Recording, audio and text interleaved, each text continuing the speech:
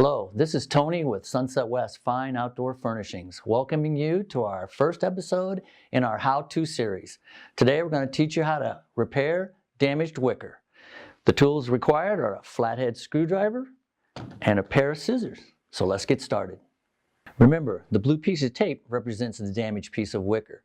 We've already lined up your replacement piece to go over the damaged piece so it lines up with the two horizontal pieces of tape or wicker.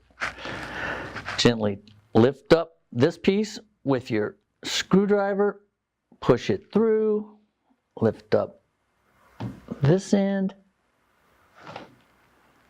push it in. No adhesive necessary. Nobody will ever know it or see it. That's simple. And this is how you repair your damaged wicker furniture. Thanks for watching.